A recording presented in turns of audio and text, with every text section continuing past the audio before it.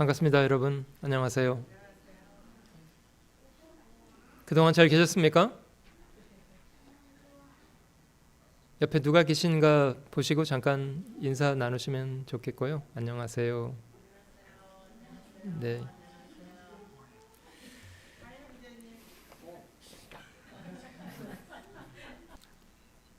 저희 먼저 잠깐 같이 기도하겠습니다. 살아계시는 주 하나님, 만물을 창조하시고 지금도 이 모든 것을 다스리셔서 저희 각 사람에게 지금도 매 순간 귀한 삶의 여건을 허락해 주시니 감사합니다. 타락한 본성을 따라 하나님을 등진 채로 평생에 죄악 가운데 살아왔던 저희를 하나님께서 말로 다할 수 없는 귀한 사랑으로 먼저 저희를 사랑하시고 저희의 죄를 인하여 자신의 독생자를 십자가에 죽는데 내어 주시고 주님이 저희를 인하여 친히 십자가의 고초를 다 담당하시고 그 귀한 피를 흘려 주신 것으로 저희의 모든 죄와 허물을 영원히 없이 해 주실 뿐 아니라 이제는 믿음 안에서 저희를 받아주시고 하나님의 자녀 삼아 주신 것을 진심으로 감사드립니다. 잠시 이 땅을 살아가는 동안에도 저희를 구원하신 주를 사랑하여 살게 하시고 주님의 몸된 교회를 봉사하고 주님이 이루신 복음의 이 귀한 소식을 두루 이뤄진 사람들에게 전도하며 살게 하시니 감사합니다. 얼마나 귀한 은혜와 사랑 가운데 저희가 살아가고 있는가 잘 기억하고 매 순간순간을 소중하게 여기고 모쪼록 저희 남은 생애가 저희를 구원하신 주를 영화롭게 하는 귀한 삶이 되도록 도와주시기를 원합니다. 저희를 교회 안에 보존해 주신 것을 감사하고 말씀으로 인도해 주시니 감사합니다. 이 시간도 성령으로 저희 각 사람 마음을 주장하셔서 저희를 향하신 하나님의 뜻을 바르고 분명하게 알 수 있도록 더욱 도와주시기를 원합니다. 모든 시간을 오직 우리 주님의 자비로우신 손길에 의지합니다. 언제나 변함없이 저희를 사랑하시는 우리 구주 예수님의 귀하신 이름으로 기도드립니다. 아멘. 먼저 저희 성경을 한 구절 같이 찾아보도록 하겠습니다. 구약 성경 이사야 8장 말씀을 먼저 한 구절 찾아보겠습니다. 구약 성경 이사야 8장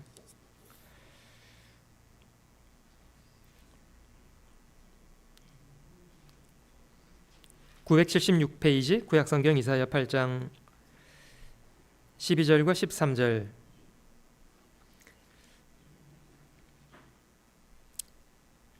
제가 여러분들께 읽어드리겠습니다. 이 백성이 맹약한 자가 있다 말하여도 너희는 그 모든 말을 따라 맹약한 자가 있다 하지 말며 그들의 두려워하는 것을 너희는 두려워하지 말며 놀라지 말고 만군의 여호와 그를 너희가 거룩하다 하고 그로 너희의 두려워하며 놀랄 자를 삼으라. 13절은 오늘 제가 좀 강조해서 여러분들께 말씀드리고 싶은데요. 만군의 여호와 그를 너희가 거룩하다 하고 그로 너희의 두려워하며 놀랄 자를 삼으라. 코람데오 하나님 앞에서라는 제목을 가지고 오늘은 제가 함께 여러분들과 말씀을 나눠보고 싶습니다. 개인적으로 지난 1년 전 2022년 1월달 여러분들이 여기 이주하시기 전에 세크라멘토 있을 때 제가 집회 한 주간 하고 돌아갔던 적 있었고요. 지금은 여러분들이 전도인 없이 생활하신 지 벌써 한 8달 이렇게 7달 시간이 지나갔잖아요. 고단한 시간 보내고 계신데 저도 여러 가지로 노력을 하고 있습니다. 모쪼록 하나님께서 선한 길로 이끌어 주시기 간절히 바라고요. 오늘은 제가 하나님 앞에서라는 제목을 가지고 말씀드리고 싶은데 모쪼록 저희가 그 가능한 대로 그 하나님에 대해서 생각을 많이 할 수 있으면 좋으리라고 생각됩니다. 그 없는 걸 생각해 보자는 건 아니고 실제 그 저희 삶을 주장하고 계시는, 저희가 사는 만물을 창조하신 분이시고 지금도 저희에게 삶의 기회를 주고 계시는 분에 대한 겁니다. 안타깝지만 너무나 많은 사람들이 하나님에 대해서 생각지 않고 살아가고 있습니다. 눈은 버젓이 뜨고 있는데도 정말 봐야 할 것은 보지 못하는 채로 살아가고 있는 무수한 사람들이 있습니다. 무신론이라고 합니다. 혹시 여러분들 가운데도 그 무신론을 쫓아 살던 분 계십니까? 대부분 그러시지 않습니까? 저희는 너무나 자연스럽게 그 무신론의 사고 속에서 인생을 살아왔습니다. 모든 만물은 저절로 된 거야. 진화된 거야. 역사는 인간들끼리 제한된 자원을 서로 차지하겠다고 투쟁한 것이 역사야. 라든지 신은 죽은 지 오래됐어. 세상을 봐봐. 엉망진창이지 않아? 이런 주장을 쫓아서 버젓이 무신론을 가지고 인생을 삽니다. 그 신이 계시다는 증거가 부족해서가 아니고요. 실제로 하나님이 계시다는 증거는 너무 명백한데도 사람들은 자신의 본성을 따라 무신론의 사상을 가지고 사는 것을 훨씬 좋아합니다. 자신의 본성을 거스르지 않기 때문이랍니다. 사람이 자기중심적이 될수록 하나님 없이 살고 싶어 합니다. 저희가 성경을 공부하는 것이 중요한 이유는 성경을 공부해야만 비로소 본성과 다르게 사실을 발견하고 사실에 입각해서 하나님을 인정할 수 있기 때문입니다.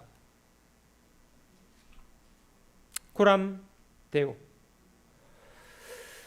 하나님 앞에서라는 그런 헬라어라는데요, 하나님 앞에서 before God 혹은 표시된 것처럼 in the presence of God, 그 하나님에 대해서 충분히 생각할 필요가 있습니다. 그냥 교리적으로 계시겠지 이 정도 말고요, 실제 하나님이 계시다는 것뿐만 아니라 그가 나에게 어떤 일을 행하고 계신 분인가에 대해서도 잘 이해하고 실제로 일상의 삶 속에서도 하나님을 인식하면서 살아가도록 해야 합니다. 인간이 저지를 수 있는 가장 큰 범죄는 도덕윤리를 범하는 것이 아니고요, 자신을 지으신 하나님을 부정하며 살아가는 겁니다. 그것이 인간이 저지를 수 있는 가장 큰 죄악입니다. 그 로마서 1장에 보면 이런 말씀이 있는데요, 조금만 공부하면 하나님에 대해서 알 수 있습니다. 문제는 사람의 마음속에 있습니다. 알면서도 고의적으로 부정하겠다는 겁니다. 사실 하나님 없다는 게 아니고요, 믿고 싶지 않아요. 그게 더 솔직한 표현 아닙니까? 하나님을 알되 하나님으로 영원하게도 아니하고 감사치 않고 참 생각이 허망하게 살아요. 여러분, 저 부모 없이 저절로 태어나는 아이가 한 사람이라도 있겠습니까? 부모의 어마어마한 희생과 수고 없이 저절로 태어나고 저절로 성장한 아이가 누가 있겠습니까? 전혀 없습니다. 근데 어떤 아이들은 제법 자기도 컸다고 자기도 힘 생겼다고 부모에게 대들기도 하잖아요. 엄마는 나한테 한 게 뭐 있어? 아빠는 나한테 해준 게 뭐 있는데요? 이러면서.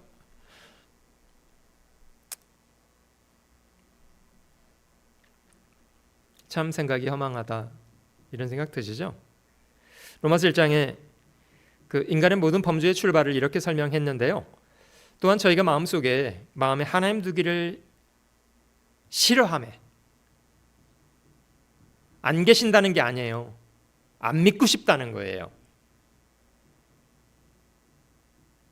이거는 단순하게 교회를 다니냐 안 다니냐는 그런 걸 질문하는 게 아닙니다. 하나님을 마음에 두기를 싫어하기 때문에, 저희가 이해하는 것처럼 전 세계 80억 인구 가운데 1/3, 3분의 1은 기독교인이래요. 어마어마한 사람들이 자신을 믿는 사람이라고 그렇게 말합니다.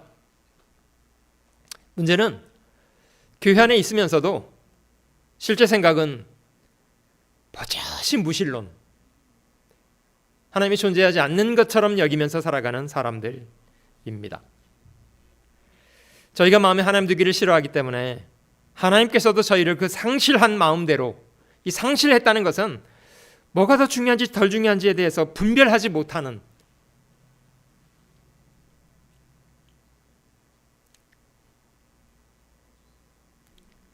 가치에 대해서 무분별한 상태, 그런 상태로 내어버려 두셨답니다. 여러분, 수많은 사람들이 자신을 기쁘게 하기 위해서 마약에 손을 댑니다. 행복해집니까? 결과적으로 자신도 주체할 수 없는 나락으로 추락해버립니다. 여러분, 이기적으로 사는 것이 자기를 위한 길이라고요? 사실 속은 겁니다. 이기적인 동기를 가지고 살아가는 것은 자기를 파멸시킵니다. 여러분, 사람이 타락하게 되는 근본적인 동기는 자기 추구에서 시작됩니다. 어마어마한 하나님과 사람들의 은혜를 입어서 자기가 살았는데도 딱 부정하고 그냥 자기 마음대로 살겠다는, 인간의 모든 죄악은 거기서 비롯되고요. 반대로 인간의 구원의 원리는 자기를 추구하던 삶을 돌이켜서, 자기를 추구하던 삶으로 돌이켜서 하나님께로 돌아가는 것, 자신을 지으신 분에게로 돌아가는 것, 하나님을 발견할 뿐만 아니라 하나님이 자신을 어떤 사랑으로 사랑하셨는가를 받아들이고 하나님의 사랑 앞에 굴복해서 살아가는 것이 성경 구원이라고 합니다. 회개하고 복음을 믿으라. 저희도 그렇게 이제 구원을 받게 되잖아요.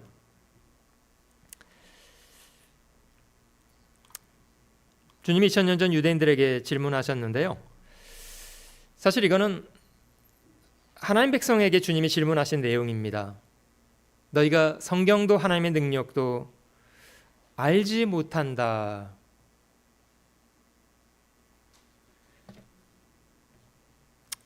너무 안타까운 사실입니다만은 어마어마한 사람들이 자신을 믿는 사람이라고 이야기합니다만은 실제 삶은 참 무능하게 삽니다. 선하지도 않고. 시편 50편을 한번 찾아보겠습니다. 시편 50편 찾아보시면 시편 50편 찾아보겠습니다.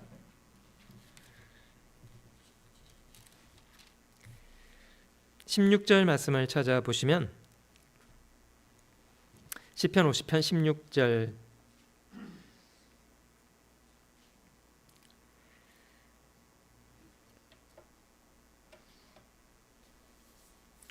악인에게는, 지금 의로운 사람에게 하나님께서 말씀하지 않고 하나님이 악인에게 말씀하고 계십니다. 근데 어떤 종류의 악인인가를 잘 관찰해 볼 필요가 있는데요. 악인에게는 하나님이 이르시되 네가 어찌 내 율례를 전하며 내 언약을 네 입에 두느냐? 악인인데도 버젓이 하나님 말씀을 전하기도 하고요. 하나님 말씀을 다른 사람들에게 말하고 다닙니다. 솔직히 저는 말하고 다닙니다라고 이렇게 읽고 싶지 않고 짓거리고 다닙니다. 하나님 말씀을 전하기도 하고 말하기도 하는데 왜 하나님은 이 사람을 악인이라고 말합니까? 이유가 있습니다. 말하고 다니는데요, 실제 삶은 좀 다릅니다. 보세요. 17절. 네가 교훈을 미워해요. 하나님 말씀이라고 말하고 다니는데도 교훈은 미워하고 내 말은 네 뒤로 던지며, 하나님 말씀을 말하고 다니지만 실제 순종하진 않아요. 뒤로 던져요. 18절.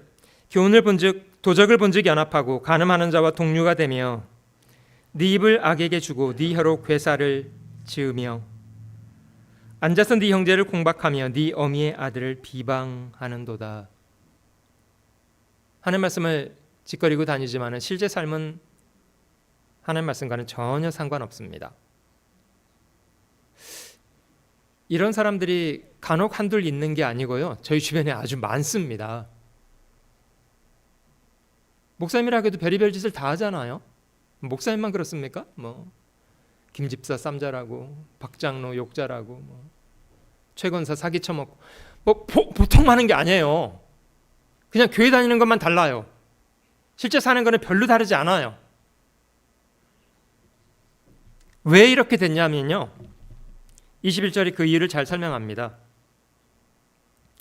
네가 이 일을 행하여도 하나님이 내가 잠잠하였더니 온갖 죄를 짓고 살아도 하나님이 기다리고 계셨더니 네가 나를 너와 같은 줄로 생각하였다. 하나님을 자기처럼 여겨요. 하나님에 대한 인식이 잘못되어 있어요. 네가 나를 너와 같은 줄로 생각하였다. 그러나 내가 너를 책망하여 네 죄를 네 목전에 차례로 베풀리라. 피할 수 없는 심판을 받게 됐습니다. 네가 나를 너와 같은 줄로 알고 있다. 얼마나 많은 사람들이 기독교적인 용어는 씁니다. 하나님이라고 말하고 예수님이라고 말합니다. 근데 실제 인식은 전혀 성경적이지 않아요.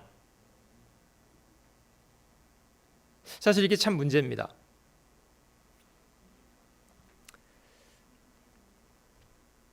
대부분 성경을 통해서 하나님이 어떤 분이신가를 정확하게 발견하지 못한 결과들입니다.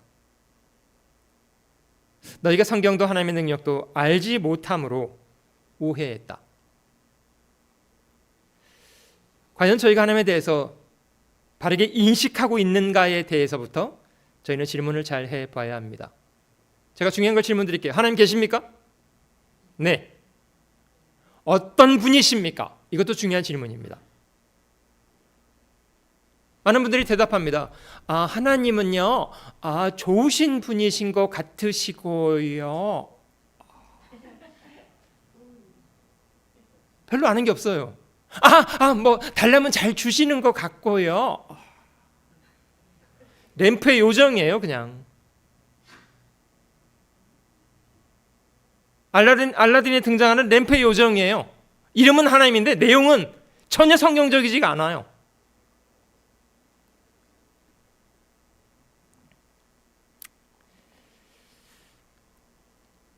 여러분, 저희가 하나님을 마음으로 신뢰하고 살려면 하나님에 대한 바른 지식을 갖추는 게 그래서 절대로 필요합니다.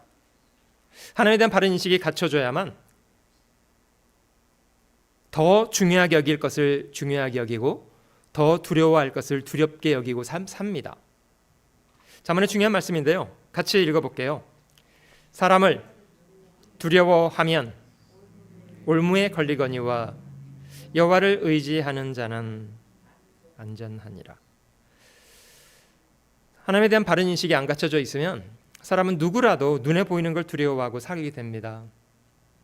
사람을 두려워한다든지 눈에 보이는 상황을 두려워한다든지 죽을까 봐 두렵다든지. 한국 사람들 참 그 죽는 거 두려워하는 것 같아요.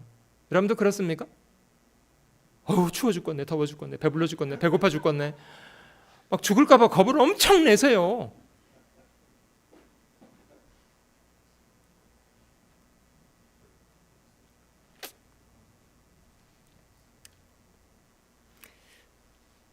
이스라엘 사람들은 출애굽을 해서 광야를 통과하는 과정 속에 하나님께서 하는 증거는 엄청나게 경험했습니다. 애굽의 10가지 재앙을 내리는 것도 다 직접 보았고요. 홍해를 가르치는 것도 직접 자기 눈앞에 봤잖아요. 매일매일 만나가 내려졌고 불기둥, 구름기둥, 실제 하나님이 동행하시다는 증거가 부족했습니까? 증거는 충분했습니다. 근데 얼마나 반항했습니까? 이유가 뭐냐? 그런 걸 보면서도 하나님이 어떤 분이신지 이해를 못해요.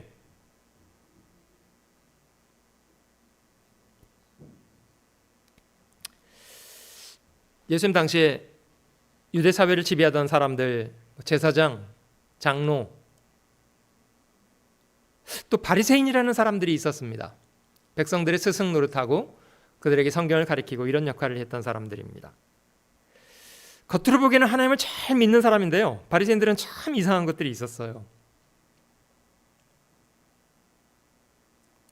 실제 그들은 백성을 하나님께로 이끌어가는 역할을 하지 않고 백성들을 이끌어서 멸망시키는 일을 버젓이 하고 있었습니다.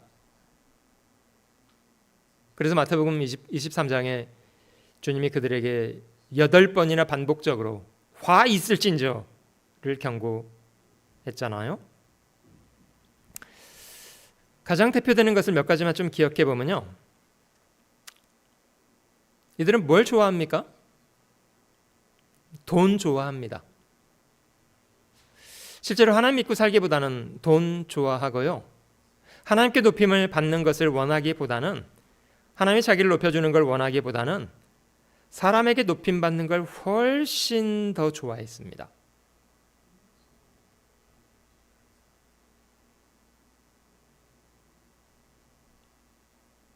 실제 많은 사람들이 교회 다니고 신앙을 갖고 있는 척 합니다마는 실제 하나님이 주시는 그런 높임을 갈망하는 사람들보다는 그냥 사람들끼리 서로 높이는 것을 좋아하는 경우가 훨씬 많습니다.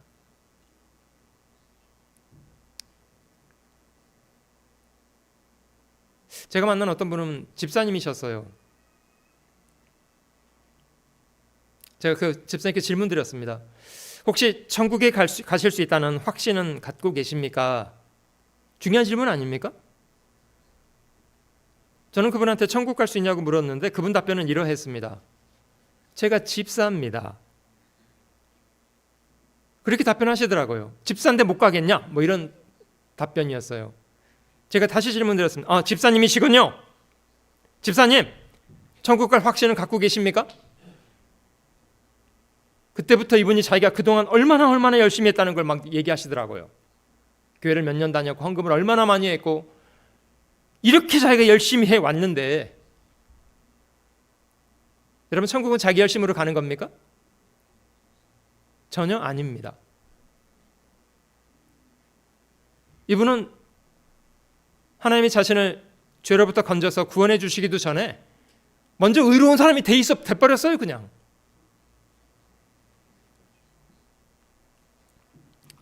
요한복음에요, 너희가 서로 영광을 취하고 서로 영광을 취해요. 집사님, 권사님, 장로님 믿음 좋으시네요 이러면서 서로 영광을 얼마나 취하다 보니까요, 하나님 앞에 자기가 죄인이라는 사실도 깨닫지를 못하고 있어요.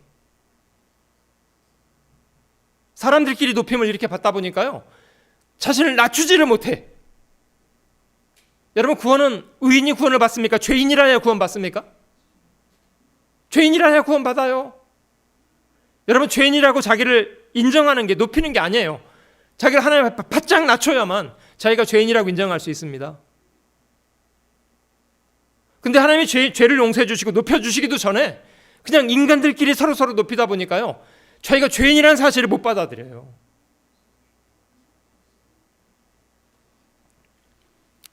대단히 종교적인 사람들이었습니다마는 불행하지만 하나님 앞에는 이뤄지는 사람이 되었습니다. 지금도 하나님께서 주시는 영광을 얻는 것보다는 사람이 주는 영광을 목말라는 사람들 너무 많고요.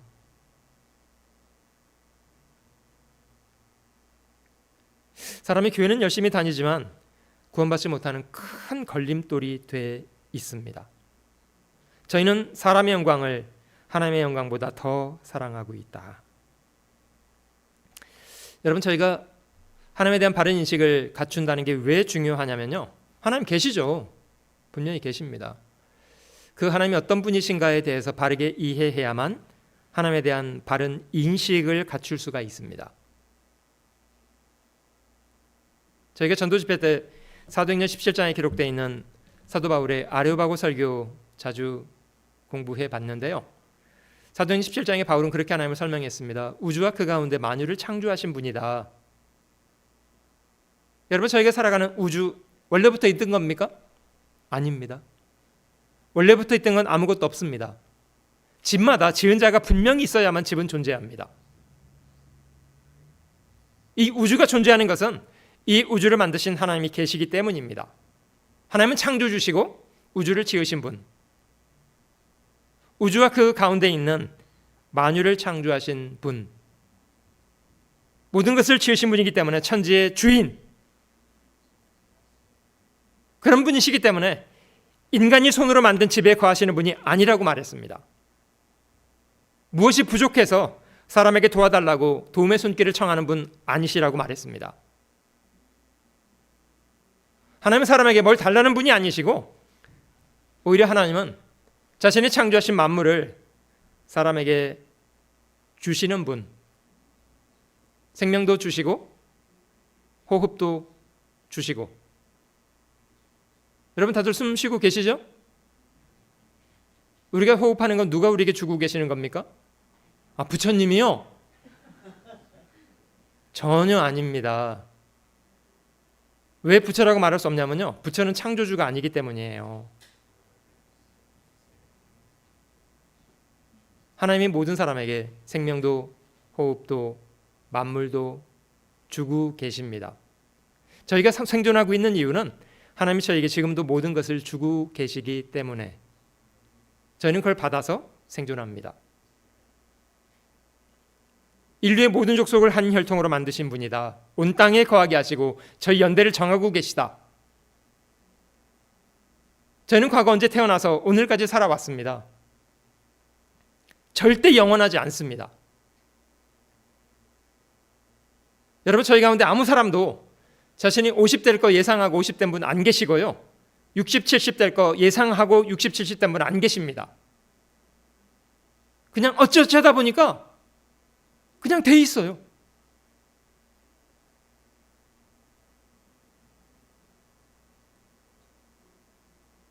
우리 중에 어떤 사람은 오늘이 내 인생의 마지막 날이었는데 전혀 기대를 못해요. 그런 마지막 날이 될 수 있습니다. 그 결정은 누가 하시는 거죠? 하나님께서 결정합니다.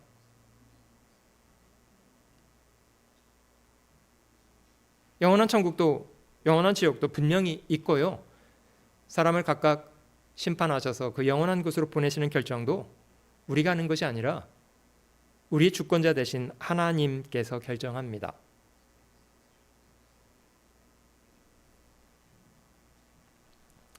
그래서 하나님에 대한 바른 인식을 갖춘다는 것 참 중요합니다. 교회는 다니고 믿는 사람이라고 자처하지만 하나님이 계신지도 잘 모르겠고요, 어떤 분이신가도 잘 모르고, 그래서 인생이 참 안 변해요.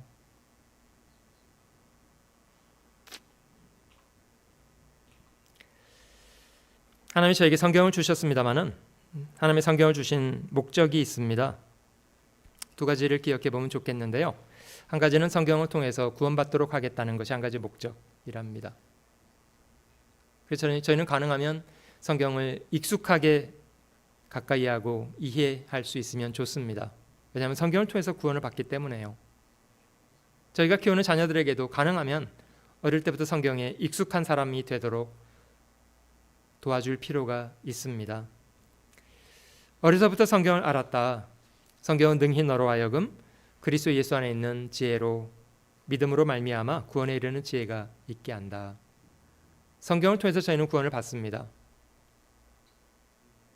여러분, 저 중요한 걸 질문 드려볼게요. 구원은 의인이 구원을 받습니까? 죄인이어서 구원 받습니까? 예, 죄인이어서 구원 받습니다. 우리가 구원받은 이유도요, 저희가 의로운 사람으로 살겠다고 노력해서 구원받은 게 아니고 하나님 앞에 저희가 죄인이라는 사실을 솔직하게 인정하고 굴복했기 때문에 구원을 받았습니다. 이거는 마치 인간이 뭘 잘해서 받는 게 아니라 전적으로 하나님의 은혜로만 된 일인데요. 이렇게 비교하면 좋을 것 같아요. 그 시장통에 소망 없이, 가족도 없이, 소망도 없이 시장통 길바닥에 엎드려서 빌어먹고 사는 한 거지 소년이 있었습니다. 삶이 얼마나 퍽퍽했겠습니까? 어느 날 왕이 지나가던 길에 그 거지 소년을 보고 마음속에 몹시 불쌍함을 느꼈습니다. 그래서 왕은 가던 길을 멈춰섰고 그 소년을 불렀답니다. 왕이 제안을 했습니다. 너 혹시 나를 쫓아가서 나의 아들이 되겠냐? 소년이 어떻게 했겠습니까? 좋아하더래요. 어우, 절 왕자 삼으시겠다고요? 어우. 그러더니 소년이 잠깐만 기다려 주시면 안 될까요? 그러더니 자기 자리를 막 돌아가더래요. 그러더니 막 주섬주섬 막 챙기더랍니다. 뭘 챙겼을까요?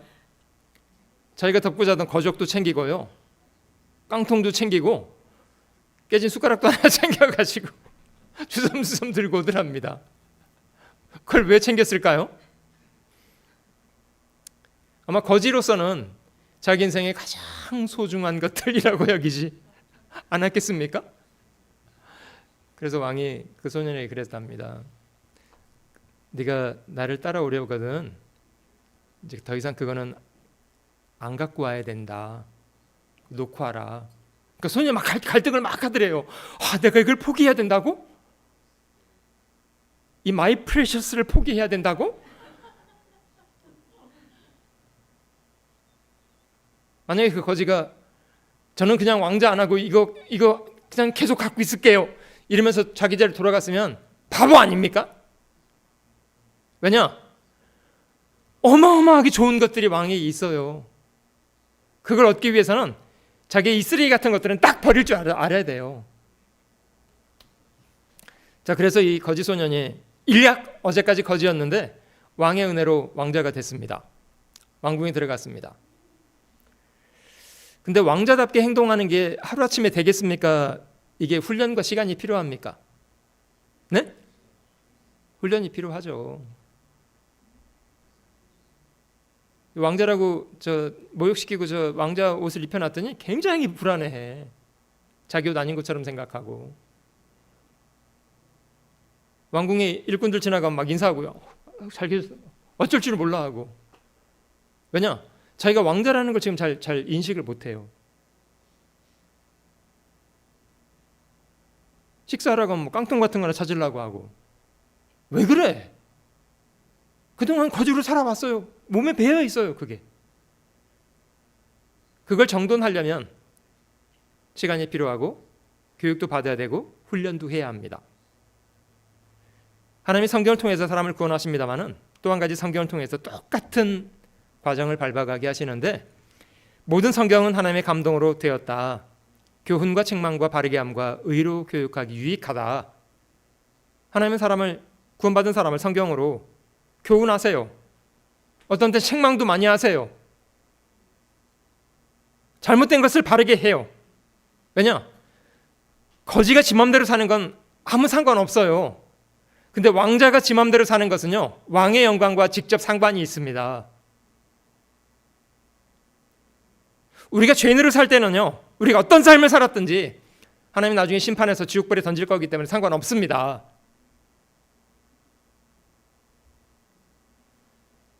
근데 이제 구원을 받아서 하나님의 자녀가 됐으면 문제가 달라요. 우리가 무책임하게 살고 하나님을 영광스럽게 하지 못하면 그거는 하나님의 영광과 직접 상관이 있습니다.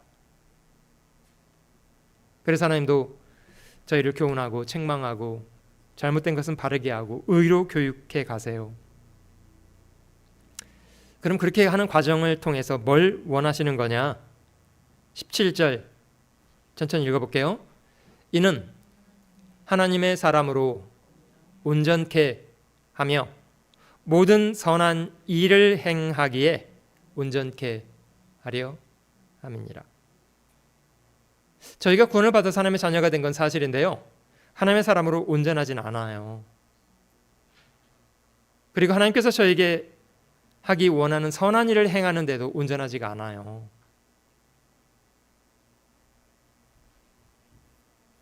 여러분, 저희 가운데도 아이들이 많이 있습니다만은 사람이에요. 근데 어른처럼 온전하지는 않아요. 생각도 미숙하고 행동도 자기 몸 하나도 주체를 못해요. 자기 성질 하나 주체 못하고요. 조금 크면 자기 힘 생겼다고 막 땡깡 부리고요.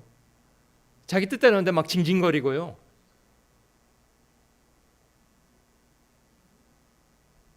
그랬던 사람이 시간 지나가서 성장을 하잖아요. 그러면 어릴 때 유치한 일을 버립니다. 더 이상 유치하게 행동하지 않으려고 해요. 하나님은 성경을 가지고 죄인을 구원하실 뿐만 아니라 성경을 가지고 구원받은 사람을 변화시켜 갑니다. 교훈도 하고 책망도 하고 바르게 하기도 하고 의로 교육하고, 시간이 지나가면 점점 하나님의 사람으로 온전해져요. 뿐만 아니라 선한 일을 행하는 것에 온전한 사람이 됩니다.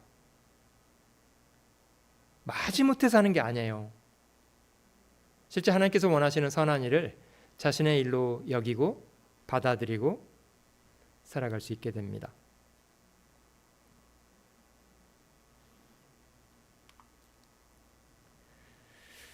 그가 우리를 흑암의 권세에서 건져내사 그의 사랑의 아들의 나라로 옮겨주셨다. 그 아들 안에서 우리가 구속고 죄사함을 얻었다. 저희도 이제 이런 과정을 거쳐서 하나님의 자녀가 됐습니다.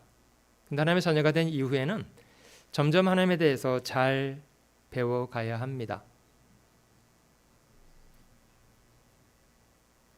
하나님에 대한 정돈된 생각을 갖추어야만 그런 생각에 의존해서 저희가 생각하는 것이 올바라져요. 결과적으로 삶이 바뀌게 되고요. 요한일서에 보면 하나님의 성품을 두 가지로 정리해서 설명하고 있는 게 있는데요. 하나님은 사랑이시다. 기억나십니까? 하나님은 사랑이다. 어떤 죄인도 받아주고 용서합니다. 어마어마한 사랑입니다. 어제 저희가 전체가 모였을 때 잠깐 1만 달란트 탕감받은 사람의 이야기 나눠봤는데요. 1만 달란트라는 돈은 몇 년간을 포도원에서 땀을 흘리면서 일을 해야 벌 수 있는 돈이라고 합니까? 전혀 놀랍지 않으시군요. 20만 년요. 20만 년. 목사님 20만 년이라고 했잖아요. 20만 년. 20만 년. 우리는 한 100만 년씩 사는 사람들이지. 아니요. 우리는 기껏 7, 80년 살아요. 저희가 만약에요, 나이 10살 때부터 70 먹을 때까지 30년간을 포도원에 들어가서 일하면요, 몇 달란트를 벌 수 있냐? 3달란트예요. 근데 1만 달란트라는 돈을 탕감을 받았어요. 이게 정말 기절하고 나가 자빠질 일이에요. 그 어마어마한 용서를 받아놓고도 생각이 너무 허망해. 저희는 하나님의 세상을 이처럼 사랑하사, 이같이 큰 구원, 하나님 어떤 사랑으로 우리를 사랑하사 하나님의 자녀라 일컬음을 얻게 하셨는가. 정말 어마어마한 일을 저희가 경험했습니다. 근데 또 한 가지가 있는데요. 하나님은 사랑이라는 말씀을 하시기 전에 먼저 이제 뭐라고 하셨냐면 하나님은 빛, 하나님은 빛이시라. 그에게는 어두움이 조금도 없느니라. 사실 이 하나님의 사랑과 하나님의 공의, 죄를 용납하지 않는 하나님의 공의에 대해서는 저희가 충분히 배워서 마음에 딱 균형 감각을 가지고 있어야 됩니다. 만약에 하나님의 사랑이라는 쪽으로 너무 기울어지고 하나님의 공의에 대한 생각을 하지 않으면요, 이 사람은 어쩔 수 없이 죄와 타협되고 건방지게 살아요.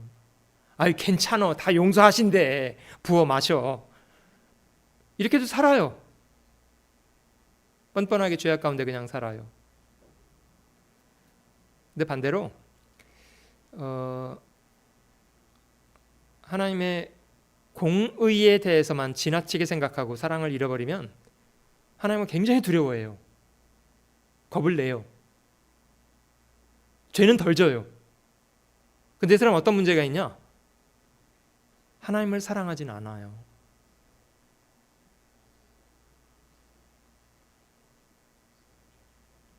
그래서 이 두 가지가 잘 균형을 잡아야 합니다.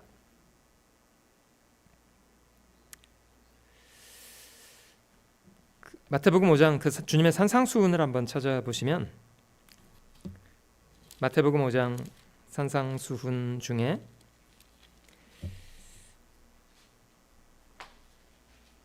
하나님을 어떤 분으로 소개하셨는가를 잠깐 살펴볼게요. 마태복음 5장 8절 말씀을 먼저 보시면 마음이 청결한 자는 복이 있나니 저희가 하나님을 볼 것이며, 마음이 깨끗해야만 하나님을 볼 수 있다. 반대로 이제 마음이 죄로 인해서 더럽혀지고 지저분한 사람은 하나님을 잘 모릅니다. 마음이 청결한 사람이 복이 있다. 주님은 율법을 폐하러 온 것이 아니라고 말했습니다. 주님 말씀 중에 마태복음 5장에는 사람을 죽이지 않았어도 미워하는 것만으로도, 인격적으로 모독하고 미워하는 것만으로도 살인이다, 이렇게 말씀하셨어요. 우리가 생각하는 죄와 달라요. 하나님이 보시는 죄가 다릅니다. 간음하지 않았어도 여자를 보고 음탕한 생각을 품는 것조차도 이미 마음으로는 간음한 거다, 이렇게 주님 말씀하십니다.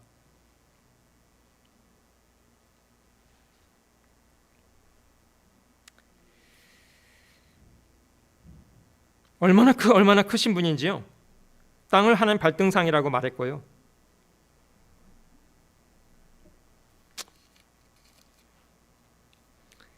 오장 마지막 구절에 보면 하나님을 퍼펙트한 분, 완전하신 분, 이렇게 말했잖아요. 48절, 그러므로 하늘에 계신 너희 아버지의 온전하심과 같이 너희도 온전하라. 하나님은 완전하신 분이에요.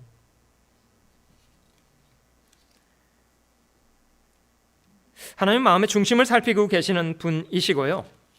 마태복음 6장은 기도에 대해서 많이 설명했는데 은밀한 중에 보고 계시는 분, 사람이 쇼한다고 속지 않아요. 경건한 척 선한 척 한다고 그거에 농락당하는 분이 아니고요. 하나님은 마음의 중심을 살피고 계시는 분이고 은밀한 중에 보고 계시는 분.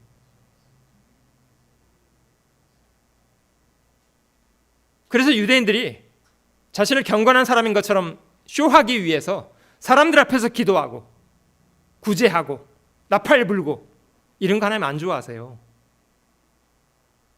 하나님은 은밀한 중에 하고 있는 것을 보고 계시는 분, 그리고 갚으십니다. 은밀한 중에 갚으십니다.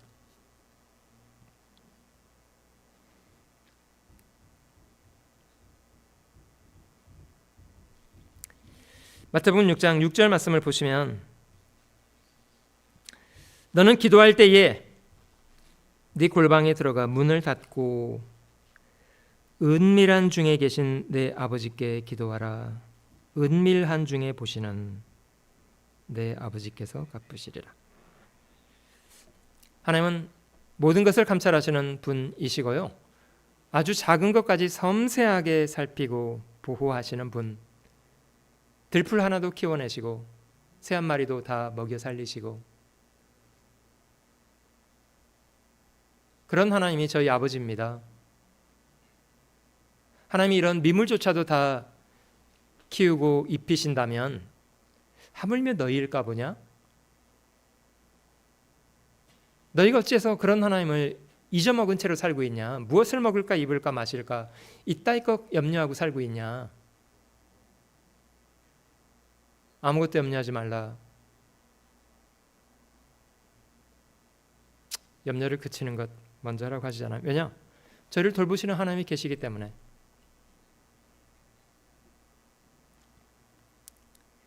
하나님은 구하는 자에게 좋은 것을 주시는 분이십니다. 악한 사람도 자기 자식이 무엇을 달라면 좋은 것을 줄 줄 알아요. 자식을 떡을 달라는데 돌 갖다 주는 부모 어디 있습니까? 자식이 생선을 달라는데 뱀을 가져다 주는 아버지가 어디 있냐고요.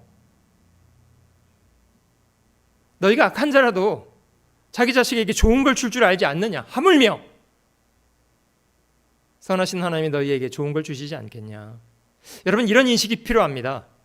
하나님 계시다는 것뿐만 아니라요, 하나님은 대단히 선하신 분이라는 믿음, 그래야만 어떤 상황에 직면해도 하나님이 선하시다는 믿음 때문에 상황을 왜곡시키지 않고 트위스트해서 이해하지 않고 하나님이 나에게 주시는 상황을 있는 그대로 받아들이고 그런 상황에 걸맞게 합당하게 반응할 수 있습니다.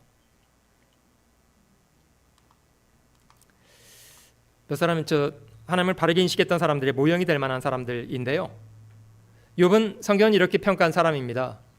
그는 정직한 사람이었고 정직하고 순전한 사람이고 하나님을 경외하고 악에서 떠난, 그것 때문에 사단이 시비를 걸어서 하루아침에 재산을 다 잃어버리고 자기 몸도 망가지고 이런 고난을 당했던 사람이잖아요.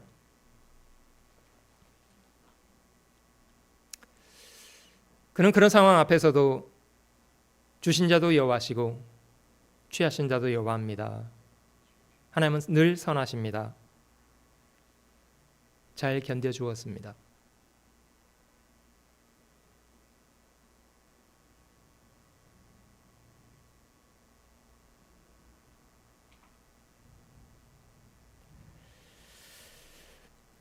범사의 그를 인정하라. 자신의 일상 속에 모든 것 가운데 하나님이 계시다는 걸 인정하고 살라.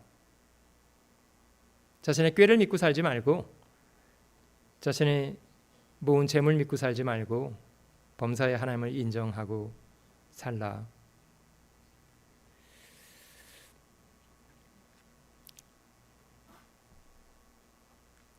하나님이 요셉이라는 사람한테는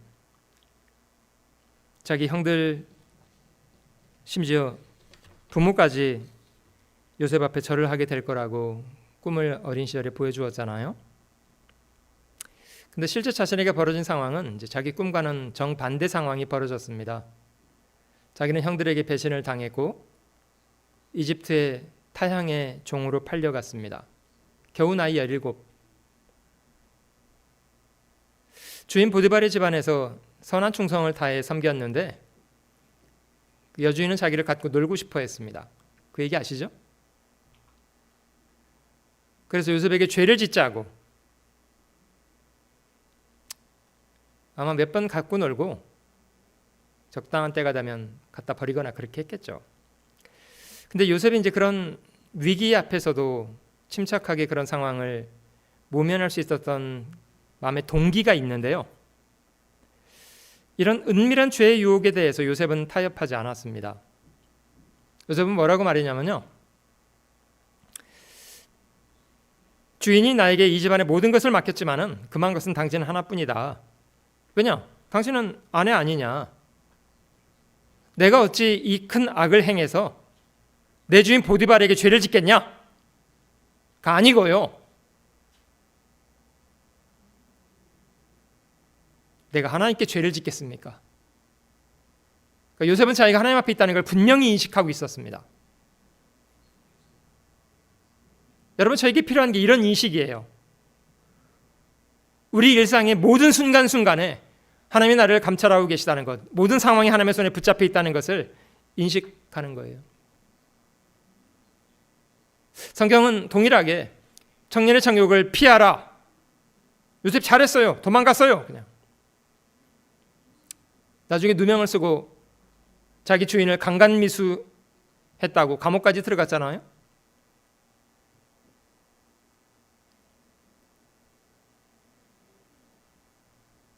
과정이었습니다. 하나님이 요셉을 단련해서 애굽을 총리하게 하고 풍년과 흉년 기간 동안 많은 사람들의 생명을 살리기 위한 도구로 요셉을 연단하고 훈련하는 과정이었습니다. 요셉은 가혹한 시간이었습니다만 잘 견뎠어요. 나중에 어릴 때 꿈꾸었던 것처럼 자기 형들이 와서 무릎을 꿇고 양식을 구하고 이런 걸 직접 목도했습니다.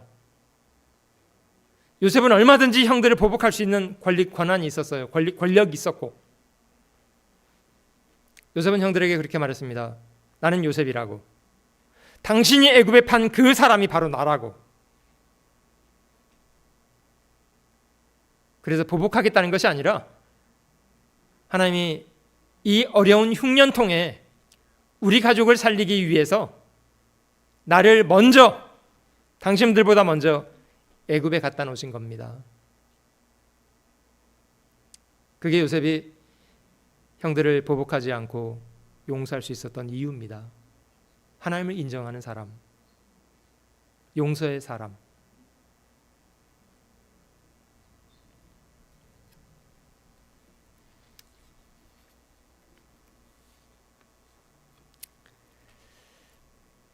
출애굽기에 기록된 이야기입니다만은 출애굽기 앞부분에 모세와 바로 이 두 사람이 처음 대면할 당시를 저희가 좀 생각해 보면, 야, 이게 싸움이 될까? 이런 생각이 들기도 하잖아요. 왜냐하면 바로는 인간적으로 어마어마한 권력 위에 서 있던 사람이고 모세는 겨우 나이 80 먹은 노인에 불과한 사람이었습니다. 하나님 모세를 통해서 바로에게 한 가지 명령을 했는데요. 내 백성을 놓으라. 모세가 뭐라고 했습니까? 싫거든? 못 놓겠거든? 그래서 이제 10가지 재앙을 내리고 애굽 사람들에게나 이스라엘 사람들 모두에게 과연 히브리인의 하나님이 살아계신 하나님이라는 것을 명명백백하게 보여주었습니다. 자, 모세의 마음속에 어떤 믿음이 있었다고 설명하고 있냐면요, 믿음으로 애굽을 떠나 임금의 노함을 무서워 아니하고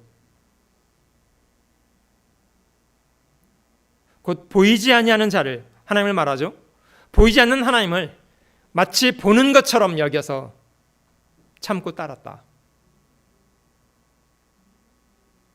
하나님이 그들을 이끌어서 홍해 앞에 딱 진을 치게 했는데요, 나중에 바로는 자기가 동원할 수 있는 모든 군대를 이끌고 쫓아가서 다 죽이겠다고 발악을 했잖아요. 바로의 군대가 추적하는 걸 봤던 이스라엘 사람들은 모세를 원망하고 막 난리가 났습니다.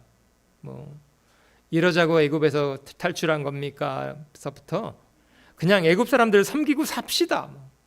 별의별 사람이 다 있었습니다. 하나님은 어떤 일을 하셨습니까? 홍해를 쫙 가르셨습니다. 처음부터 그것 때문에 그들을 홍해 앞으로 이끌어 갔던 거예요.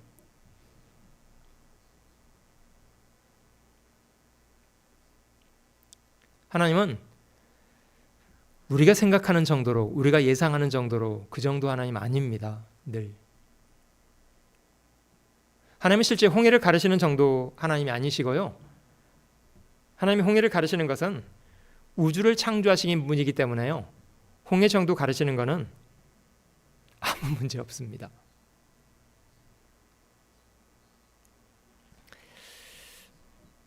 다윗이 골리앗을 이겼던 것도 하나님에 대한 바른 인식 때문이지 않아요?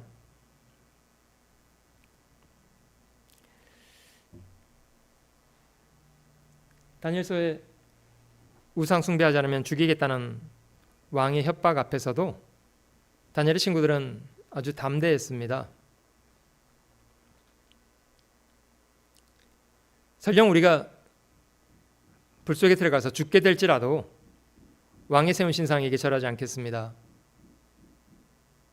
하나님이 그리 아니하실지라도 설령 우리가 불 속에서 죽게 될지라도 우상 숭배는 하지 않겠습니다. 그래서 다니엘의 친구들은 불 속에까지 던져지게 됐잖아요. 세 사람이 불 속에 들어갔는데 사람들이 자세히 보니까 한 사람이 더 있었어요.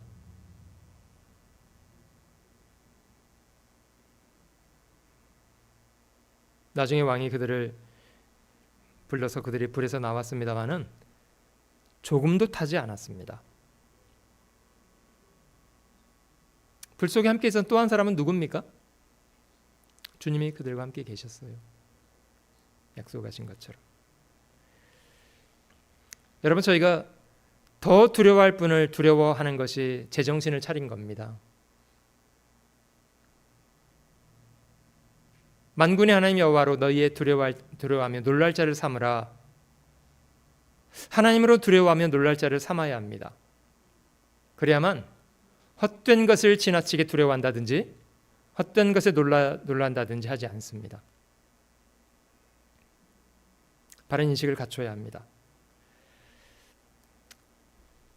주님을 죽였던 산헤드린 앞에서 베드로와 요한은 말했는데요. 하나님 앞에서 너희 말 듣는 것이 옳은지 하나님 말씀을 듣는 것이 더 옳은지 너희도 한번 판단을 해봐라. 우리는 보고 들은 걸 말하지 않을 수 없다. 뭐 죽인다고 협박을 해도 소용이 없어요. 전혀 겁내지 않아요. 여러분, 이게 인간적인 깡이 아닙니다. 내가 하나님 앞에 있다는 분명한 사실을 인식하고 있기 때문에 할 수 있습니다. 여러분, 저희의 신앙생활은 바로 이 인식에 대해서 말하고 있는 겁니다. 우리가 얼마나 교회를 열심히 다니느냐, 그것이 신앙생활의 척도가 아니고요. 얼마나 하나님에 대해서 바른 인식을 갖고 있느냐. 그런 사람들은 사람의 말에 휘둘리지 않고 성경에 무엇이라고 기록되어 있는지를 질문합니다. 하나님이 얼마나 선하신 분인가를 늘 기억하기 때문에 늘 하나님 편에 서려고 합니다. 그것이 다릅니다. 내가 생존 세계에서 여호와 앞에 난 하나님 앞에서 행하고 살겠다. 만군의 여호와 그를 너희가 거룩하다 하고 그로 너희의 두려워하며 놀랄 자를 삼으라. 이런 태도는 저희에게도 꼭 필요한 것 같아요. 하나님을 더 두려워하지 않으면 사람이 비겁해지고요. 사람을 기쁘게 하기 위해서 아첨이나 일삼게 되고요. 이제 내가 사람들에게 좋게 하랴? 하나님께 좋게 하랴?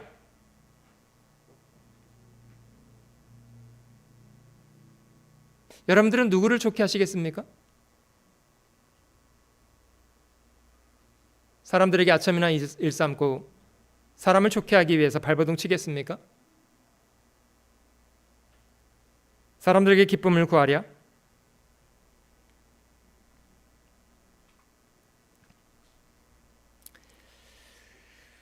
오직 하나님의 옳게 여기심을 입어 복음 전할 부탁을 받았으니 우리가 이와 같이 말함은 사람을 기쁘게 하려 함이 아니요 오직 우리 마음을 감찰하시는 하나님을 기쁘시게 하려 함이라. 저희가 정말 능력 있고 힘 있는 인생 살기 원한다면 저희 마음의 초점을 어떻게든지 내가 어찌하면 나를 구원하신 주를 기쁘시게 할까에 맞추어서 살아야 합니다. 이유가 이와 같은데요. 잠언 16장 7절 같이 한번 읽어보실게요. 사람의 행위가 여호와를 기쁘시게 하면 그 사람의 원수라도 그로 더불어 화목하게 하시느니라.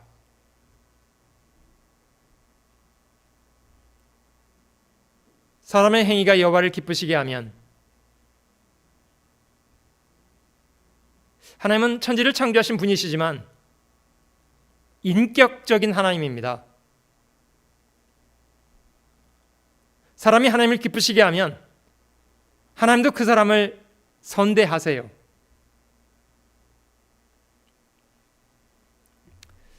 다윗의 인생의 출발은 겨우 베들레헴에 천한 양치기로 인생을 출발한 사람입니다. 그는 천한 사람이었어요.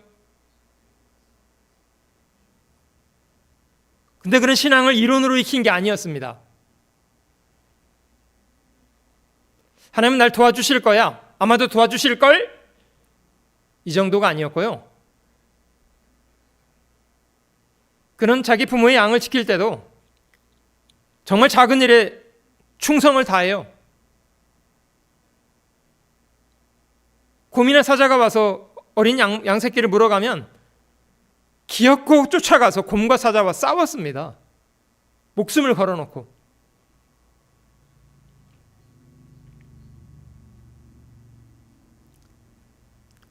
다윗이 골리앗을 상대하기 전에 사울에게 가서 그런 말을 했는데요. 왕이시여, 내가 아버지의 양을 지킬 때에 곰이나 사자가 와서 어린 새끼를 움키면 내가 쫓아가서 사자와 곰과 싸워 그 양새끼를 건져내었었나이다. 사실은 하나님께서 나를 사자의 발톱과 곰의 발톱에서 건져내셨을진데 하물며 이 할례 없는 블레셋 사람의 손에서 건지시지 않겠습니까? 그는 오늘 내 손에 죽은 곰이나 사자의 하나처럼 되리이다. 대단하죠?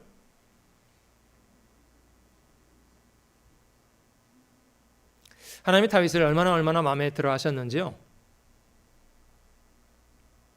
성경은 다윗의 인생을 평가하면서 하나님의 마음에 합한 사람, 하나님이 얼마나 다윗을 마음에 들어 하셨는지요. 마음에 합한 사람, 나의 모든 뜻을 저를 통해 이루리라. 여러분, 다윗은 인생이 베들레헴의 천한 양치기로 출발했습니다마는 인간 역사 속에 가장 영광스러운 왕으로 인생을 마감했습니다. 어마어마한 부와 귀를 누렸고요. 지금도 인간의 역사는 다윗을 인간 역사 속에 가장 부유한 사람이라고 기록하고 있습니다.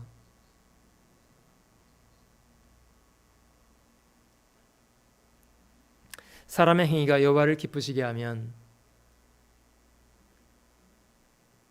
정말 힘 있는 인생을 살기 원한다면 저희가 노력할 것이 한 가지입니다. 하나님을 기쁘시게 하는 것. 하나님의 말씀을 순종하고 하나님을 기쁘시게 하는 사람으로 사는 것. 그러면 힘 있는 인생을 살 수 있습니다. 어떤 부부지간에 한 사람이 먼저 믿고 믿지 않는 배우자를 전도하겠다고 애를 썼는데요. 아내가 먼저 믿고 이제 남편이 믿지 않는 사람이었습니다. 아내는 늘 남편에게 말씀 좀 들어보라고, 당신도 말씀 듣고 하나님을 발견하고 하나님께 순종하는 사람으로 사세요. 근데 문제는 남편에게 순종을 잘 안 해. 맨날 대들어. 하나님은 저 남편에게 순종하라고 말씀하시잖아요. 근데 그 말씀을 순종을 안 해. 그래서 하나님께서 위에서 내려다보니까요, 남편도 불순종하고 사는 거 맞는데 아내도 불순종하기는 만만치가 않아. 그래서 하나님도 이거 개입하기가 참 힘드네. 이 아내가 하나님의 말씀을 순종해서 남편에게 잘 순종하고 살았더라면 하나님이 아내 때문에라도 약속하신 것처럼 사람의 행위가 여호와를 기쁘시게 하면 하나님이 개입해서라도 원수라도 화목하게 하실 텐데, 불순종은 안 해도 만만치가 않아. 자기도 하나님의 말씀 순종 안 해. 그러면서 당신도 좀 순종하고 살면 안 되겠습니까?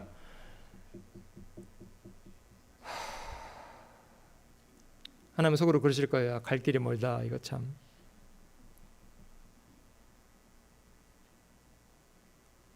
사람의 말이 여호와를 기쁘시게 하면이 아니고요. 사람의 행위가 여호와를 기쁘시게 하면, 그러면 참 힘있는 인생 될 수 있습니다. 저희 삶의 목표를 하나님을 기쁘시게 하듯 하나님을 기쁘시게 하는 것을 목표로 하나님과 건강한 관계를 누리고 사는 사람은요, 다른 사람과도 건강해집니다. 하나님을 두려워하는 사람은 어떤 일을 해도 죽게 하듯 하려고 하게 됩니다. 누가복음 18장에 보면요, 사람에게 함부로 대하고 자기 권력 믿고 안하무인격으로 함부로 대하고 살아가는 한 재판관의 이야기가 있는데요, 그 사람이 그렇게 못된 인생을 사는 이유는 이러했어요. 내가 하나님을 두려워하지 않고 사람을 무시한다. 하나님을 두려워하지 않으니까요, 사람에게 함부로 행동해. 반대로 정말 하나님을 두려워하게 되면 하나님에 대한 두려움 때문에 사람에게 함부로 행동하지 않습니다. 자신의 모든 것을 감찰하고 계시는 하나님에 대한 두려움 때문에 만나는 모든 사람에게 선하게 행동할 수 있게 됩니다.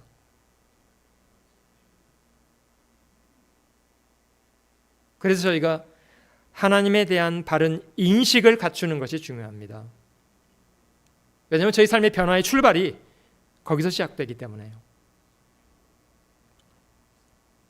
무슨 일을 하든지 마음을 다하여 죽게 하듯 하고 늘 주님을 두려워하고 자기가 주 앞에 있다는 것을 기억하는 사람은 요셉처럼 다윗처럼 행동하게 될 거 아닙니까? 어떤 일을 해도 죽게 하듯 해요.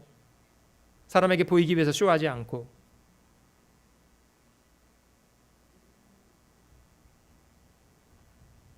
결과적으로 하나님이 선한 결실을 늘 그에게 주시게 됩니다. 믿음으로 산다는 것은 하나님을 바르게 인식하고 살아가는 것을 말합니다. 하나님이 선하신 분이시라는 것을 늘 잊지 않습니다. 하나님 편에서 물러가는 편을 선택하기보다는 하나님이 원하시는 바를 향해서 용감히 나아가려고 선택하게 됩니다. 우리는 뒤로 물러가 침륜에 빠질 자가 아니다. 하나님이 선한 분이라는 믿음 때문에 하나님을 기쁘시게 하는 일이라면 그 방향으로 나아가려고 합니다. 그걸 믿음이라고 합니다.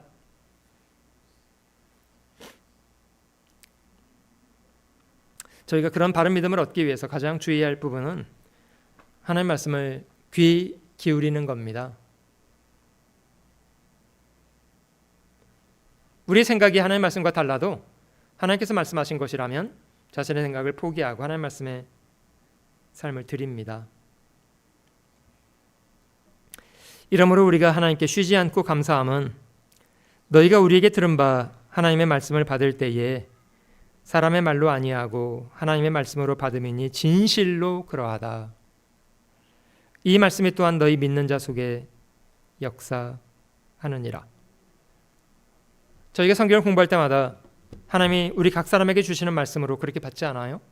왜 그렇게 받습니까? 실제 하나님의 나에게 하시는 말씀이기 때문이에요.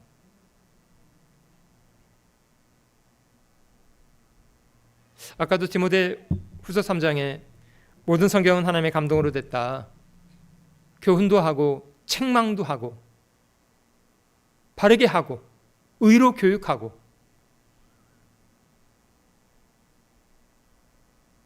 설교를 마치고 내렸더니 어떤 분이 와서 볼멘 소리를 하세요. 목사님, 오늘 설교 완전 나들으라고 하시대요?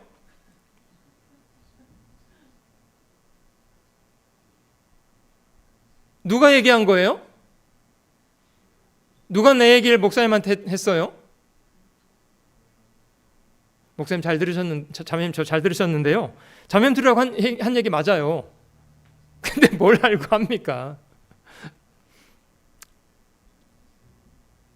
성경은 저희에게 저희가 그렇다고 있는 것에 대해서 하나님은 알고 계세요. 우리가 성경 말씀을 들으면 사실 꾸지람을 많이 들어요. 왜냐? 저희가 죄인이어서 구원받은 건 사실입니다만은 하나님의 사람으로는 완전하지가 않아요. 꾸지람들이 이렇게 많이 있고요.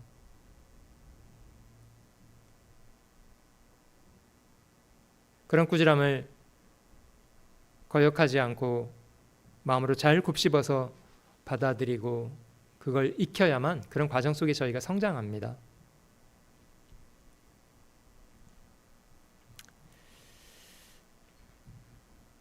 하나님의 말씀으로 받아야 한다. 마땅하고요. 그 다윗이 평생에 여호와 보시기에 정직히 행한 사람이다 이렇게 평가하는데, 물론 뭐 보시는 것처럼 한때 잘못한 것 있었죠. 그러나 다윗은 평생에 하나님 보시기에 정직하게 행한 사람이라고 평가받는 사람입니다. 실제 다윗은 자기가 평생에 하나님 앞에 있다는 거 인식하고, 오늘 시편에 있는 말씀도 다윗이 고백한 거거든요. 내가 여호와 앞에 행하리라. 하나님 앞에 행하겠다. 우리가 사람에게 이런저런 평가 받을 수도 있습니다만은 종국의 우리 삶을 평가하실 분이 하나님이십니다. 사람에게 오해받아도 괜찮아요. 아까 욥의 이야기를 제가 잠깐 드렸는데, 욥의 인생에 하루아침에 재산을 다 잃어버리고 10자식을 한꺼번에 잃어버리고 나중에 건강까지 다 잃어버리는 상황들이 하나님이 결정하신 것 때문에 그렇게 벌어졌다는 거 알고 계십니까? 하나님이 허락하지 않으면 벌어지지 않는 일들이에요. 맞습니까? 맞아요. 또 한 가지. 그러면 이제 욥의 새 친구에 대한 이야기를 해볼게요. 욥의 새 친구가 와서 뭐 욥이 죄를 져서 그렇게 망한 거다, 뭐 욥의 죽은 10자식도 뭐 죽을 죄를 진 놈들이다, 말도 안 되는 얘기 많이 했잖아요. 그러면 욥의 새 친구가 욥에게 와서 그런 경우에 벗어난 말을 하는 거는 하나님이 허락하셨습니까? 안 하셨습니까? 예? 욥이 그 새 친구와 대화 나누던 거 하나님은 안 들으셨습니까? 다 듣고 계셨어요. 그 친구가 욥에게 가는 것도 허락하셨고요. 사실 욥은 10자식이 죽고 재산을 다 잃어버리고 자기 몸이 만신창이가 돼도 크게 흔들리지 않은 사람이에요. 근데 친구들이 가서요, 말도 안 되는 소리를 막 쏟아부니까요, 열받았어요, 이 친구가. 얼마나 욥이 말을 많이 했는지요.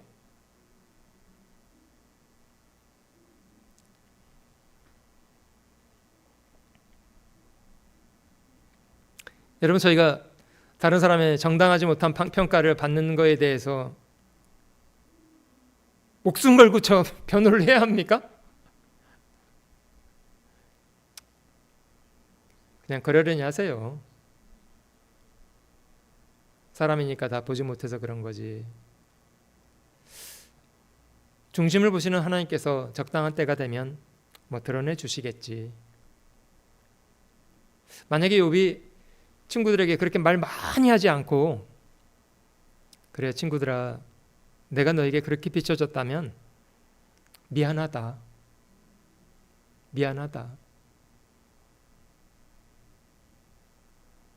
내가 더 신경 쓰지 못해서 미안하다.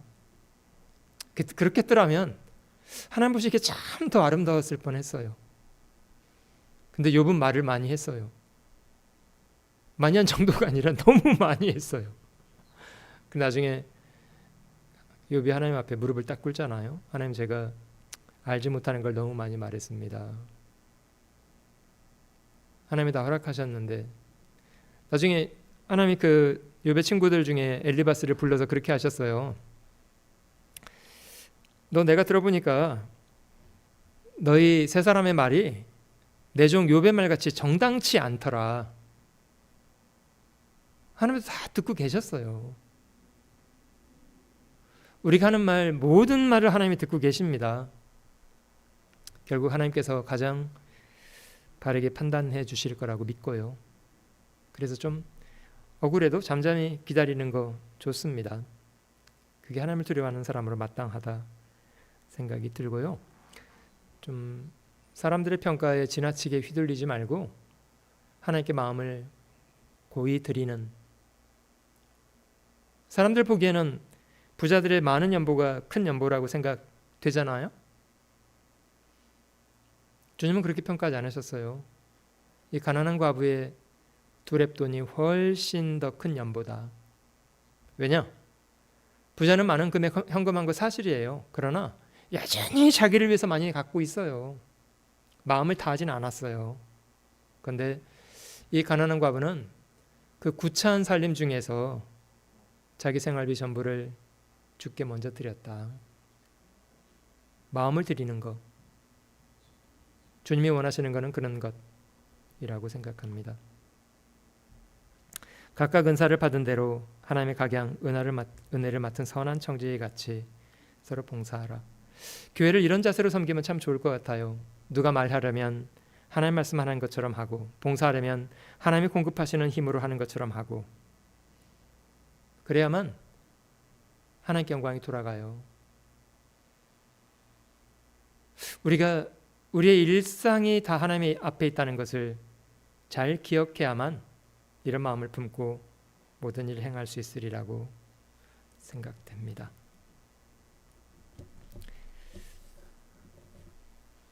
하나님 앞에 있는 거 맞습니까? 안 보이는데? 안 보여도 계세요. 안 보여도 저희 가운데 함께 계시고 말씀으로 저희 가운데 함께 계세요.